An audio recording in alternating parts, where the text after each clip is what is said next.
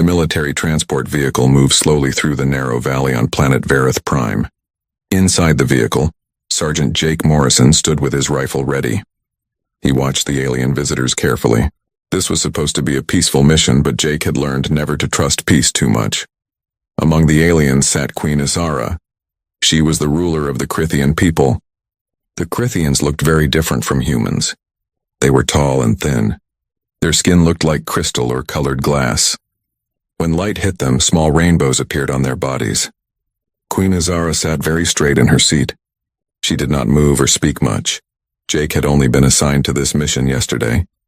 Another guard got sick, so Jake took his place. He did not speak the Crithian language. He did not know their customs. He never thought he would be this close to their queen.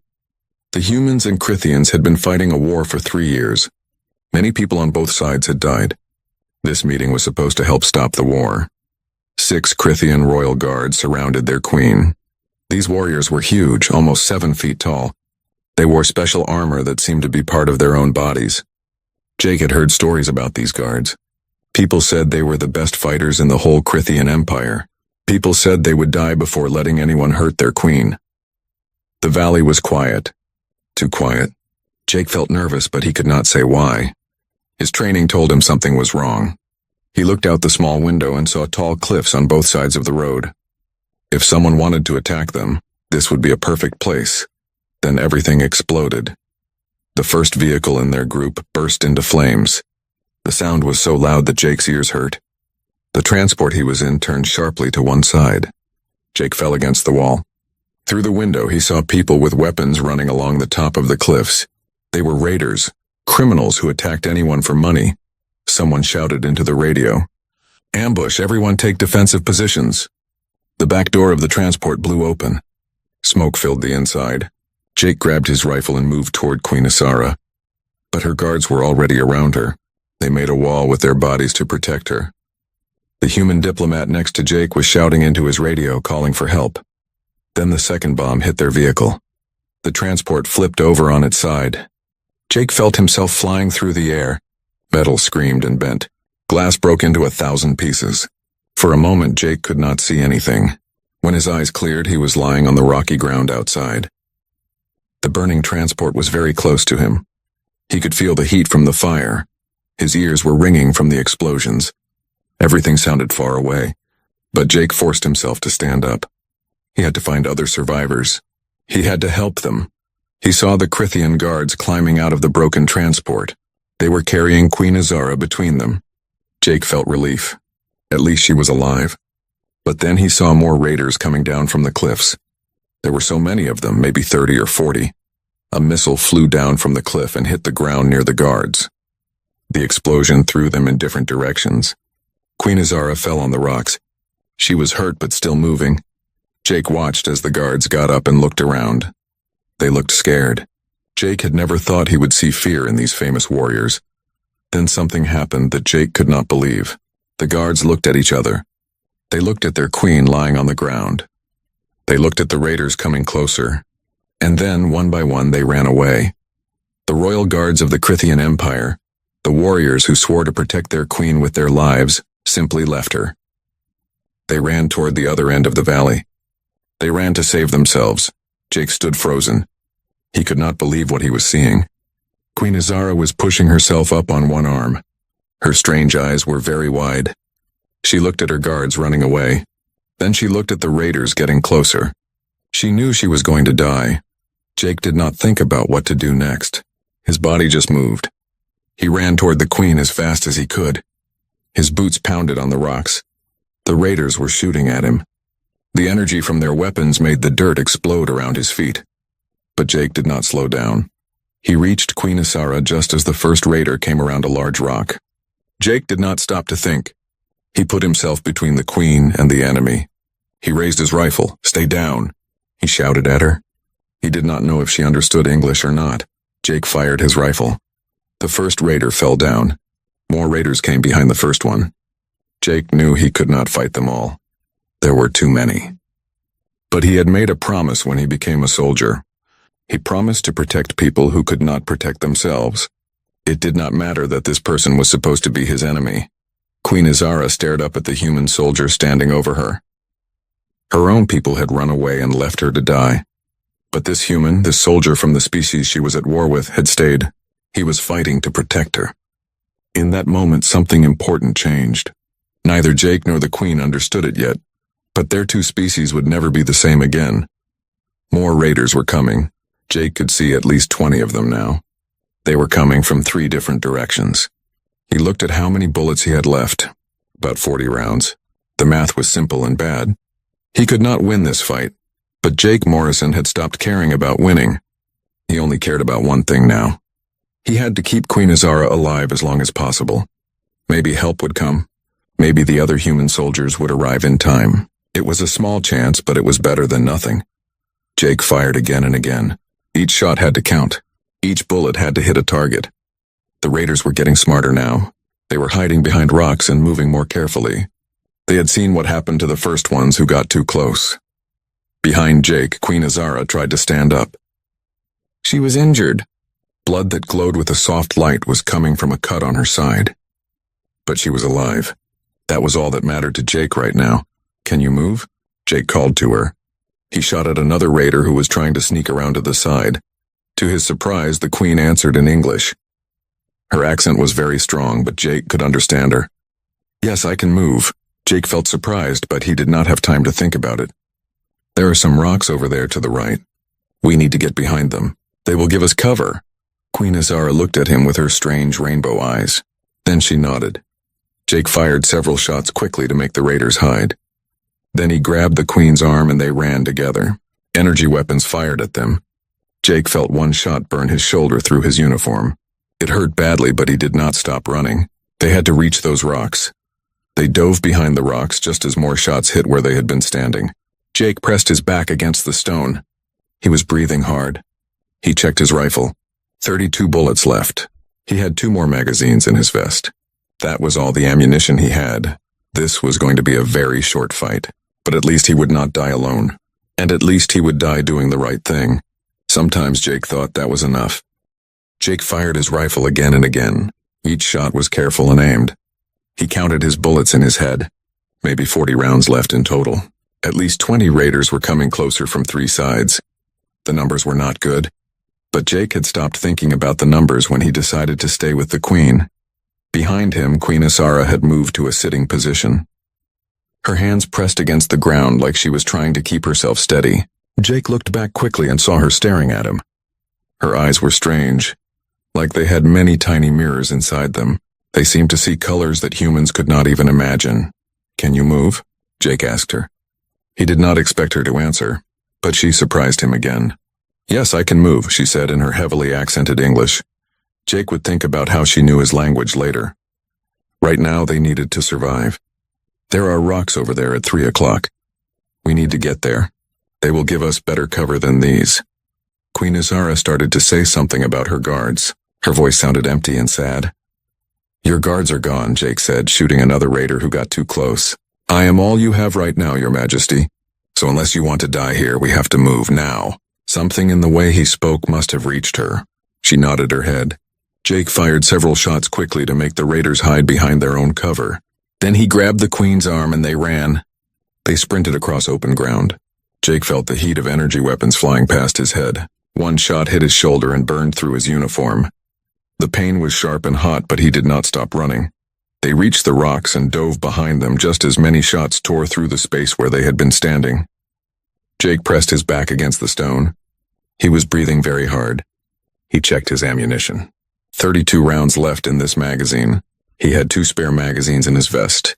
That was everything he had. Queen Azara sat next to him. Her chest was moving up and down quickly from running. Up close, Jake could see that her skin was not just like crystal. It actually bent light and made tiny rainbows on her arms and face. She was hurt. A deep cut was on her side where metal from the explosion had hit her. "You are bleeding," Jake said. He reached for his medical kit.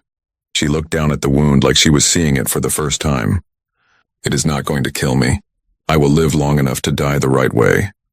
"Nobody is dying today if I can help it," Jake said. He pulled out a pressure bandage from his kit. "This is going to hurt." He pressed the bandage against her wound. She made a hissing sound of pain but did not pull away. Her blood was different from human blood. It was thicker and it glowed with a soft light, but the bandage worked well enough. Jake wrapped it around her side quickly. His hands were steady even though weapons were firing all around them. "Why did you stay?" Queen Azara asked suddenly. Her eyes were locked on his face. "You are human. I am Krithian. Our people are at war. You should have run away with the others." Jake finished tying the bandage and looked at her. "Because it was the right thing to do. Your guards might have forgotten what they promised to do, but I have not forgotten my promises. Your promise is not to me. My promise is to protect people who cannot protect themselves," Jake said. He looked around the edge of the rocks and counted the enemies. The raiders had stopped moving forward. Now they were being more careful. "Besides, I think if I can keep you alive, maybe this whole war can end. You are the queen. You have the power to make peace happen." Queen Azara's face was hard to read. "You have more faith in my power than my own people have." Before Jake could say anything back, the raiders started shooting again. Energy bolts hit their cover and made small pieces of stone fly everywhere. Jake returned fire. He made each shot count. He hit 3 raiders one after another. But more kept coming. They were trying to get around to the sides. They wanted to attack from many directions at once. "We cannot stay here," Jake said. "They will surround us. Then we are already dead," Queen Azara said calmly. "There is nowhere to run." Jake looked around at the valley. She was right. The cliffs were too steep to climb. The raiders controlled every way out. They were trapped with no escape. Unless Jake could change the situation somehow. "Can you use a weapon?" he asked the queen. Queen Azara held up her hands. They looked delicate and fragile. "I am a queen, not a warrior.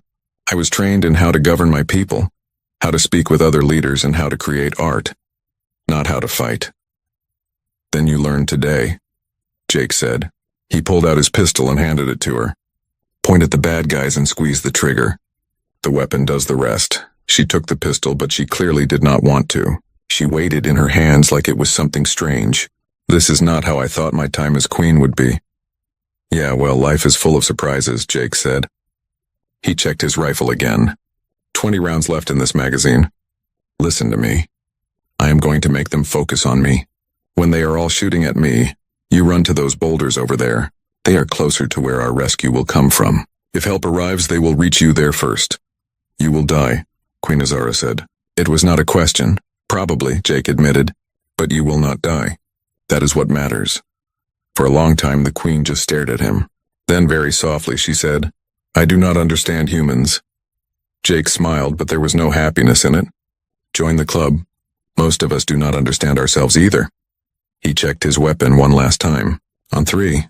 1, 2, wait, Queen Azara said at the same time. She reached out and touched his arm. Her fingers felt cool against his skin. "Thank you, Jake Morrison." "I will remember what you did here," Jake nodded. "Try to remember it for a very long time. Now run." He jumped out from behind the rocks and started firing. He ran to the side, shooting as he moved. Every raider turned to look at him. Every weapon pointed at him. Behind him, he heard Queen Azara running. Her footsteps were light on the rocky ground.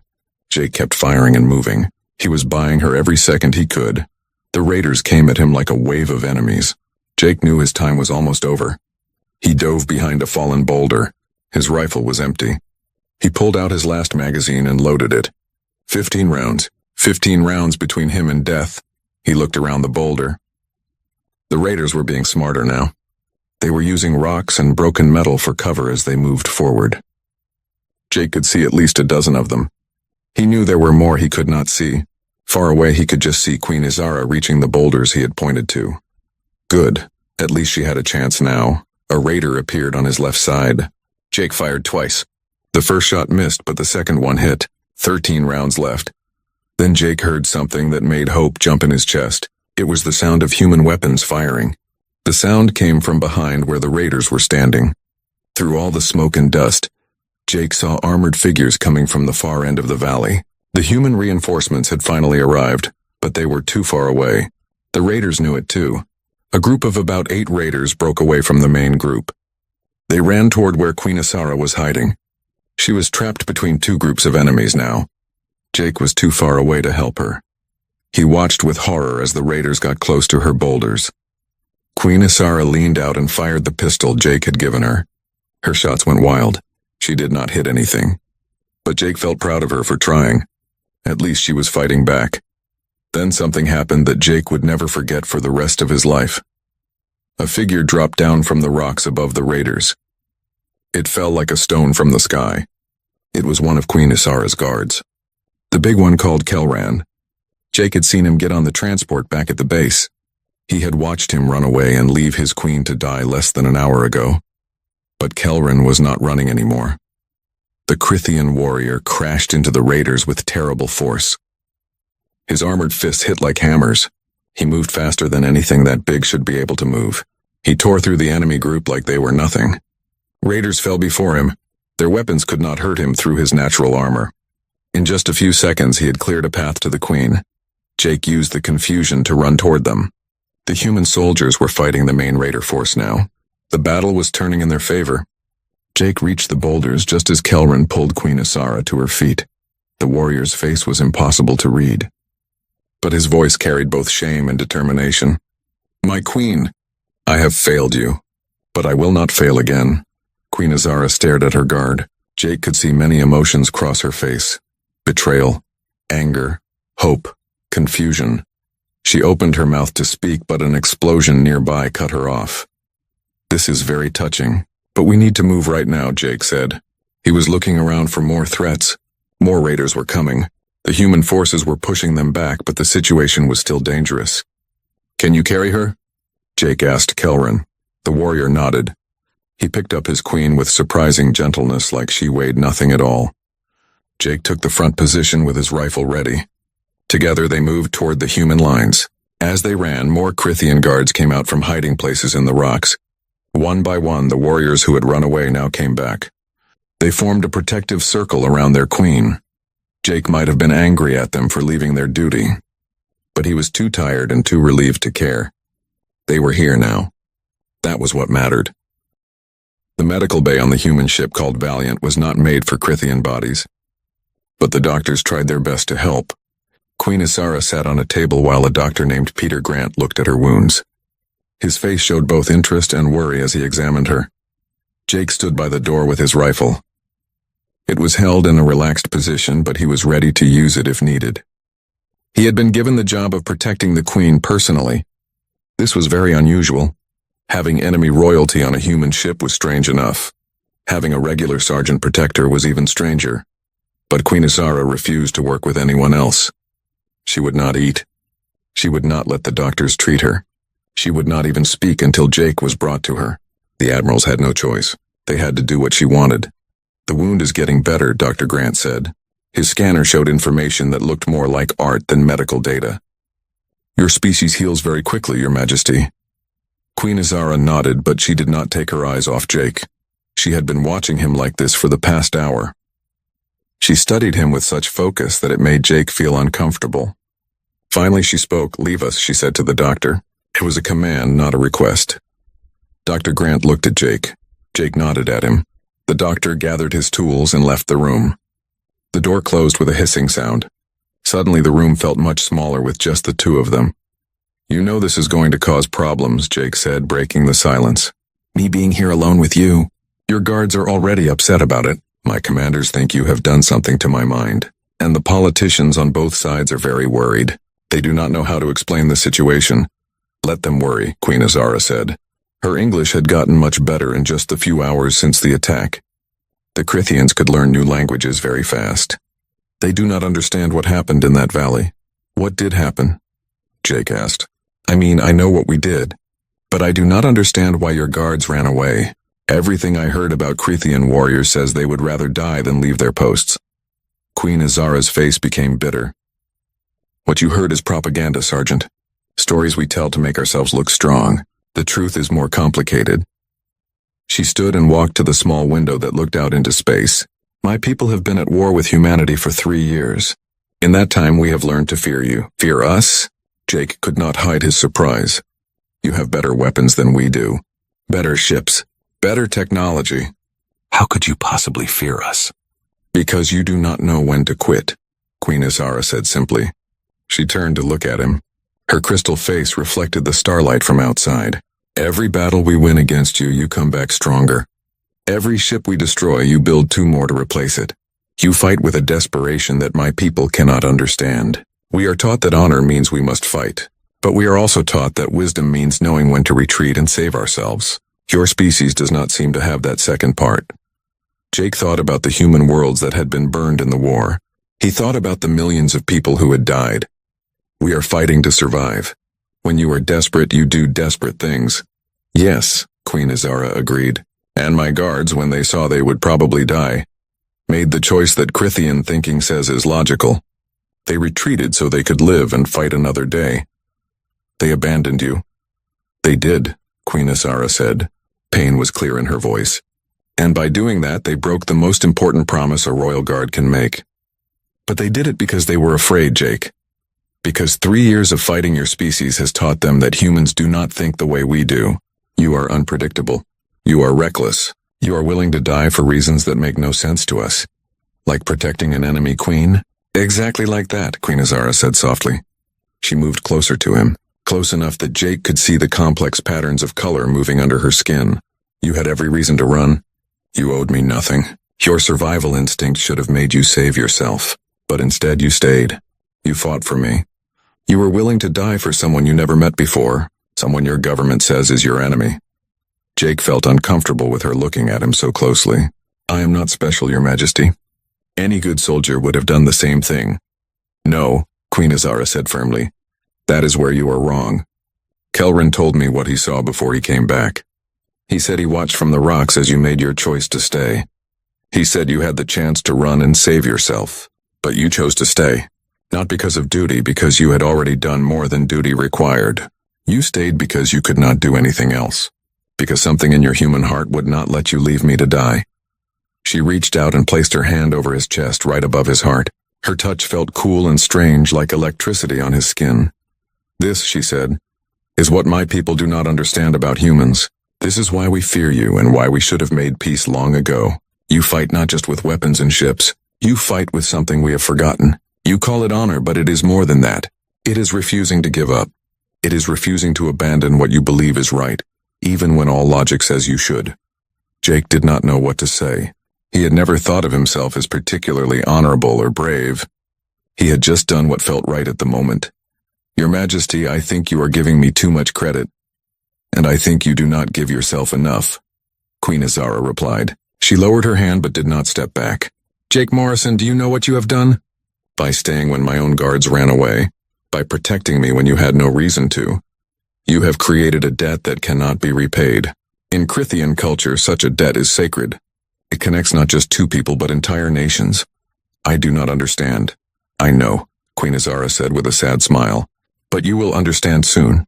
When we go to my homeworld, when I stand before the Council of Nobles and tell them what happened, everything will change. The human who stayed when Crithians ran will become a legend. You will become a symbol of what we have lost and what we might find again. Jake felt a heavy weight settling on his shoulders. It was heavier than any weapon he had ever carried. I do not want to be a symbol. I just want to go home. I know, Queen Azara said again. This time her voice carried real sympathy. But heroes rarely get to choose their path, Jake Morrison.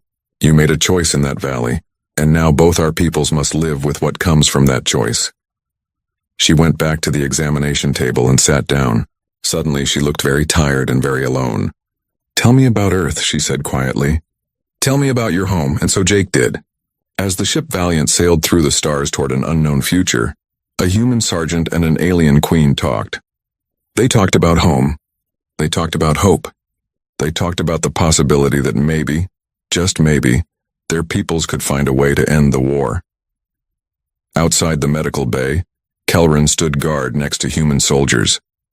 His presence there was silent proof of the strange new friendship that was forming. The Crithian warrior had not spoken much since coming back to his queen. But his actions said everything. He had failed once. He would not fail again. And if that meant standing next to humans, learning to trust them, learning to see them as something other than enemies, then so be it.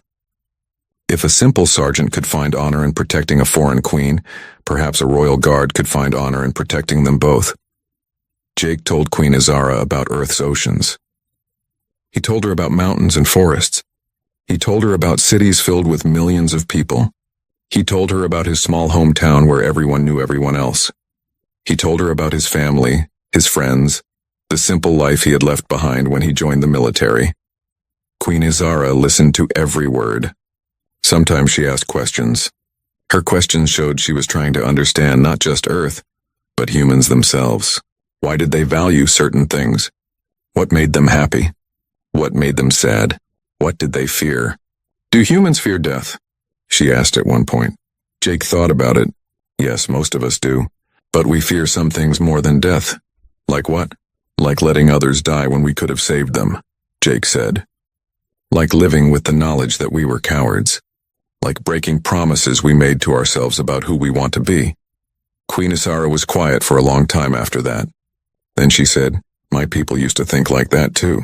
Long ago, before we became so focused on logic and wisdom, we used to value the heart as much as the mind. But somewhere along the way we forgot. We became so afraid of dying foolishly that we forgot how to live bravely. It is not too late to remember, Jake said.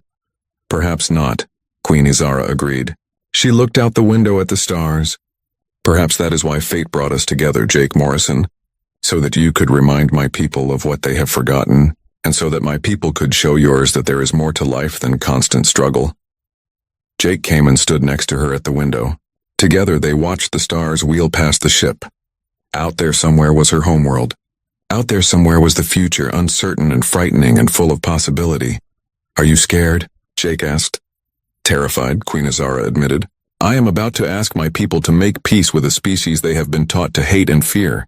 I am about to stand before the council and tell them that a human showed more honor than our own warriors. The Crithian homeworld of Kyrath hung in space like a giant jewel. Its surface was covered with cities that looked like they were made from colored glass. The buildings seemed to grow from the planet itself rather than being built by hands. Jake stood in the observation deck of the Valiant and stared at the world that had been humanity's enemy for 3 years. He was trying to accept the fact that he was about to walk on its surface. Nervous? Captain Hayes asked.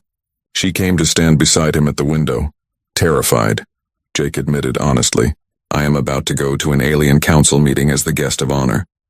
How did my life become this strange? Captain Hayes smiled. You did the right thing at the right time. Sometimes that is all it takes to change the world. She looked at the planet below them. Command wants you to know that you do not have to do this. We can refuse the Queen's invitation. No one would blame you for saying no. Yes, they would, Jake said. And more than that, I would blame myself. If there is even a small chance this can end the war, I have to take it. The captain nodded. She understood what he meant. For what it is worth, I am proud to serve with you, Sergeant. What you did in that valley was more than brave. It was heroic. I just did my job. No, Captain Hayes corrected him. You did what very few people would have the courage to do. You saw a person in danger and you helped them, even though everything told you not to. That is not just duty, Jake, that is real heroism. Before Jake could respond, a voice came through the speakers. Sergeant Morrison, report to the shuttle bay. Your transport is ready. Jake took a deep breath and straightened his shoulders. Time to go be a hero, I guess. The shuttle bay was crowded with people, both human and Crithian. Queen Izara stood in the center. She was dressed in flowing robes that looked like they were made of liquid light. The robes changed colors as she moved. Her guards surrounded her, including Kelran. The big warrior nodded respectfully at Jake as he walked up. Are you ready? Queen Izara asked. As ready as I will ever be, Jake replied. He was wearing his dress uniform with every medal and ribbon in the right place. He felt strange wearing them now. He knew that the most important thing he had ever done would never earn him a medal. The shuttle ride down to the planet's surface was quiet and tense. Jake sat beside Queen Izara. Kelran and the other guards filled the other seats. Through the window, Jake watched as they went down through clouds that sparkled with many colors. They passed over cities that looked like they had been carved from single giant crystals.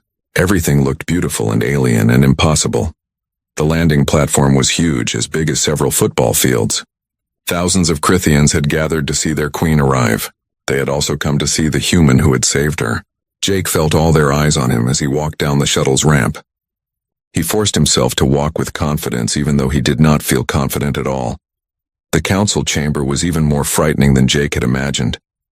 It was a huge dome made of crystal walls. The walls seemed to make every sound louder and reflect every movement. Hundreds of Crithian nobles filled the seats around the room. Their eyes gleamed in the strange light. In the center of the room stood 7 thrones.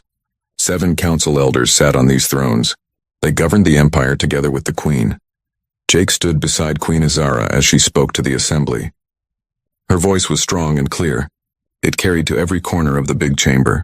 She spoke in the Crithian language, but translators helped Jake and the few human observers understand every word. "My people," Queen Azara began. "3 days ago I almost died. An ambush in the valleys of Varath Prime destroyed my convoy and threatened my life. In that moment of crisis, my guards, who swore to protect me with their lives, ran away in fear." A murmur of voices ran through the assembly. People were shocked. Kelran and the other guards stood with their heads down. Shame was clear in the way they stood. But one warrior did not run. Queen Azara continued. "A soldier from a species we have called enemy. A human sergeant named Jake Morrison chose to stand between me and death. He had no oath that required him to protect me. He had every reason to save himself and run. Yet he stayed, he fought. He was willing to die for a queen who was not his own." She turned to face Jake. He could see pride in her crystal features. "This human showed us something we have forgotten in our long history. He showed us that true honor is not about logic or saving yourself. It is about doing what is right even when it costs everything." The chamber was completely silent now. Every eye was fixed on the human sergeant standing there. "I stand before you today because of Jake Morrison's courage," Queen Azara said. "And I tell you now that if this human, this enemy soldier, could find it in himself to protect a life that was not his own, then we can find it in ourselves to end this war. We can find peace not because it is logical, but because it is right." One of the council elders stood up. He was very old. His crystal form was clouded with age like old glass. "What you ask is difficult, Your Majesty. The humans have cost us much. Many of our people have died in this war. And many humans have died as well," Queen Azara replied. Her voice was firm. "But death is all we will have if we continue on this path. I propose we stop fighting immediately. I propose we open talks with the human government. I propose we use Sergeant Morrison as our bridge between our peoples. He has proven himself worthy of trust." Another elder spoke up. "You would place the fate of our empire in the hands of one human soldier? I would place it in the hands of the human who stayed when all others ran," Queen Azara said firmly. "I would place it in the hands of someone who understands the value of life, no matter what form that life takes." The debate went on for many hours. Jake stood silently through all of it. He watched as the Crithian nobles argued about his character and his reasons for helping the queen. They argued about whether he could be trusted. It was strange and exhausting, but Jake endured it all. Finally, as the sun set outside and sent rainbow light through the crystal walls, the council made their decision. The oldest elder stood and spoke. "We accept Queen Azara's proposal. Let it be known that the Crithian Empire offers peace to humanity, starting now. Let Sergeant Jake Morrison serve as the bridge between our peoples. Let us learn to understand each other as he and our queen have learned." The chamber erupted with voices. Some people approved and some did not. But the decision was made. Jake felt Queen Azara's hand on his shoulder. When he turned to her, he saw tears of light running down her crystal face. "You did it," she whispered to him. "You saved more than just my life in that valley. You saved us all." In the months that followed, Jake Morrison became the strangest diplomat in human history. He traveled back and forth between Earth and Kyrath many times. He carried messages between the two governments. He helped build relationships. He helped 2 species learn to see each other as people instead of enemies. The work was exhausting and filled with problems and misunderstandings. But slowly, steadily, things got better. Treaties were signed between the 2 governments. Borders were agreed upon. Trade agreements were negotiated. And through everything, Jake remained at the center of it all. He was the human sergeant who had done nothing more than the right thing at the right time. The Crithian nobles began to respect him. They saw that he was honest and fair. They saw that he truly wanted peace for both sides. Even the guards who had run away came to respect him. Kelran became something like a friend to Jake. The big warrior would often stand beside him during negotiations, a silent reminder that honor could be found again even after it was lost. Human leaders also came to rely on Jake. They found that the Crithians would listen to him in ways they would not listen to diplomats or generals. Jake had earned something rare and precious. He had earned the trust of both sides, but the work was hard. There were many times when Jake felt overwhelmed. There were times when peace seemed impossible. There were moments when old hatreds flared up and threatened to destroy everything they had built. During those dark times, Jake would remember the valley on Verith Prime. He would remember making the choice to stay. He would remember that sometimes one person choosing to do the right thing could make all the difference. Queen Isara was always there to support him. She had become more than just a political ally. She had become a true friend. They spent long hours talking about the challenges they faced. They shared their fears and their hopes. Two beings from different worlds brought together by chance and choice, working to build something better. "Do you ever regret it?" Queen Isara asked him one day. They were in a garden on Kyrath, sitting beneath a tree that grew crystal flowers. "Do you ever wish you had run away that day?" Jake thought about it. He thought about the simple life he had left behind. He thought about the enormous responsibility that now rested on his shoulders. He thought about the sleepless nights and the difficult decisions. "No," he said finally, "I do not regret it. What we are building here, this piece, it is bigger than me. It is bigger than both of us. If my choice in that valley can give children on both our worlds a chance to grow up without war, then it was worth it." Queen Isara smiled. "You truly are a hero, Jake Morrison, even if you do not see it yourself." 1 year had passed since the ambush in the valley. Jake Morrison stood in the observation deck of the Valiant again, looking down at the planet Kyrath. But this time everything was different. This time he was looking at a world at peace. A world where humans and Crithians were learning to live together without fighting. It was hard to believe how much had changed in just 1 year. The war was over. The shooting had stopped. The dying had ended. Trade ships now moved freely between human and Crithian space. Students from both species studied on each other's worlds. Scientists worked together on research projects. Families who had lost loved ones in the war were beginning to heal. None of it had been easy. There were still people on both sides who did not trust the peace. There were still incidents and misunderstandings. But the fighting was over, and that was what mattered most. "Thinking deep thoughts?" a familiar voice asked. Queen Isara came to stand beside him at the window. She visited human ships often now. She had built friendships with many of the crew members. She was no longer seen as an enemy, but as a friend and ally. "Just wondering how I ended up here," Jake admitted. "A year ago I was just another soldier. Nobody special. Now I am apparently a legendary hero to 2 entire civilizations. It still does not feel real." "You were always a hero, Jake Morrison," Queen Isara said gently. "You just needed the right moment to prove it." She looked out at her homeworld below. A small smile appeared on her crystal face. "My people tell stories about you now. They call you the human who stood. Children learn your name in school alongside the names of our greatest warriors." "That is embarrassing," Jake muttered. He felt his face grow warm. "That is history," Queen Isara corrected him. "And history has a way of finding the people who shape it, whether they want to be found or not." She turned to face him directly.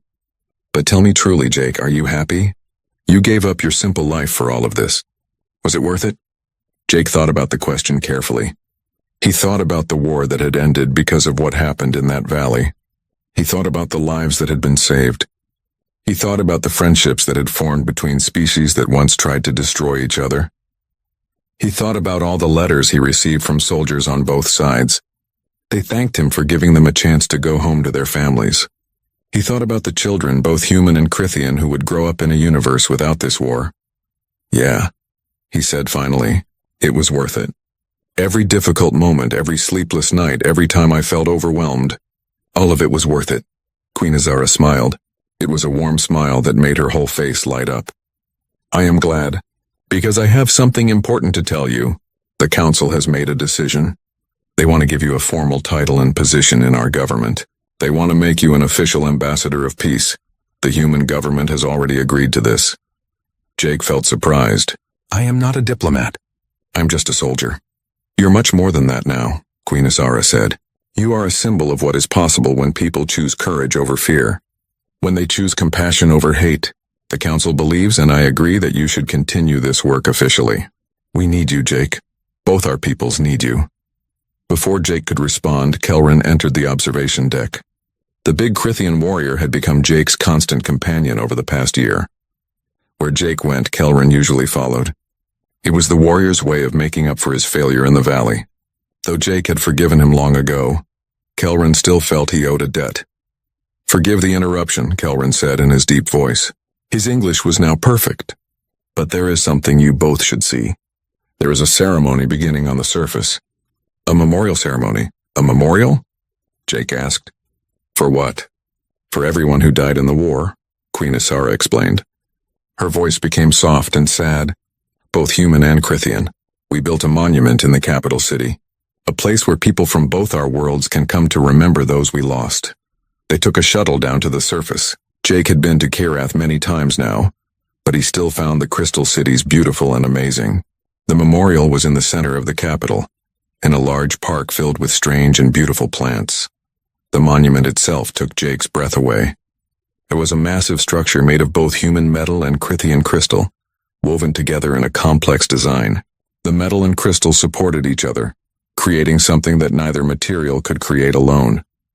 It was a perfect symbol of what their two peoples were building together.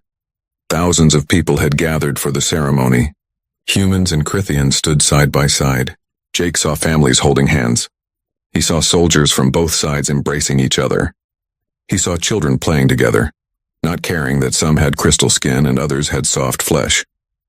A human general named Victoria Kane stepped up to speak first. She was an older woman with gray hair and a face marked by years of war. "We gather here today to remember those who fell in the conflict between our peoples. We remember them not with anger or hatred, but with sorrow for what was lost and hope for what we have found. This war taught us that we are not so different, humans and Crithians. We all bleed. We all grieve. We all love." When she finished, a Crithian elder spoke. His name was Torin, and he had lost 2 sons in the war. "For 3 years we saw each other as monsters, as threats to be destroyed, but one human sergeant showed us the truth. He showed us that honor and courage exist in all people, no matter what they look like. He reminded us of what we had forgotten, that every life has value, that every person deserves a chance to live in peace." Then Queen Isara stepped forward to speak.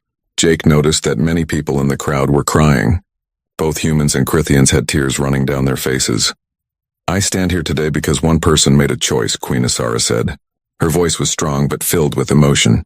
"One person decided that doing what was right mattered more than doing what was safe. Jake Morrison could have run. He could have saved himself. No one would have blamed him. But he stayed, and in staying he changed everything." She gestured for Jake to come forward. He did not want to. He did not like being the center of attention. But Kelrin gave him a gentle push, and Jake found himself walking to the front of the crowd. "This monument stands for all those we lost," Queen Isara continued, "but it also stands for what we have gained. We have gained understanding. We have gained friendship. We have gained peace, and we owe much of that to the human standing beside me." The crowd began to applaud. Both humans and Crithians clapped their hands or made their own species gesture of approval. The sound was overwhelming. Jake felt tears forming in his own eyes. He had never cried much before, but lately he found himself crying often, happy tears usually. After the ceremony, Jake walked among the crowd. People wanted to meet him, to shake his hand, to thank him. He met a Crithian mother whose son had been a soldier. The war ending meant her younger children would never have to fight. He met a human father whose daughter had been killed in a battle. The man hugged Jake and thanked him through tears for making sure no other fathers would lose their daughters to this war. He met children who asked him questions about being brave. He tried to explain that he had been terrified in that valley, that being brave did not mean not being scared. It meant doing the right thing even when you were scared. As the sun began to set, Jake found himself alone with Queen Isara again. They sat on a bench near the monument, watching the last light of day paint the sky in colors that Earth never saw. "Do you know what the best part of all this is?" Queen Isara asked. "What?" "That it almost did not happen," she said. "If you had made a different choice in that valley, none of this would exist.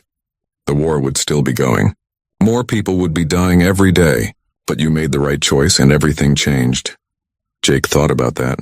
He thought about how one moment, one decision, could ripple outward and touch so many lives. It is kind of scary when you think about it. How much can depend on one person's choice? "It is scary," Queen Isara agreed. "But it is also beautiful. It means that anyone can make a difference. Anyone can change the world. You do not need to be powerful or important. You just need to be brave enough to do what is right when the moment comes. They sat in comfortable silence for a while. Around them, families continued to visit the memorial. Humans and Crithians together, mourning their shared losses and celebrating their shared future. What will you do now? Queen Azara asked. Now that you are officially an ambassador of peace, where will you go? Wherever I am needed, Jake said. If there are other conflicts in the galaxy, maybe I can help there too. Maybe I can show other species what we learned. That peace is possible if people are willing to work for it. That is a heavy burden to carry. Yeah, Jake agreed. But you know what? I think I can handle it. Especially if I have friends to help me. He looked at Queen Azara with a smile. She smiled back. Always. You saved my life, Jake Morrison. I will stand beside you for as long as you need me. Kelren approached them, his massive form casting a long shadow in the fading light. The shuttle is ready when you are. We should return to the ship soon. Jake stood up and stretched. He was tired, but it was a good tired. The tired that came from doing meaningful work. Ready to go? Queen Azara stood as well. Ready?